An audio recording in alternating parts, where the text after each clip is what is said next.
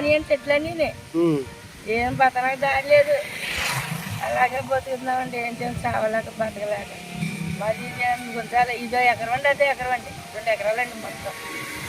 కష్టమండి ఇది, అదే ఉందండి. ఎందుకు పనికట్లు 1 రూపాయి రావట్లేదండి. ఒక చెట్టు లేదు, ఒక కాయ లేదు, ఒక దింపు లేదండి. వాటి వల్ల బతుకోవాలండి. మేము బయటకు వెళ్ళాం. రైలు చెల్లులండి, రైలు చేపల రైలు చేసాను. మరి అసలు ఆదాయం లేదండి బాబు, బతకడం కూడా దారి లేదు.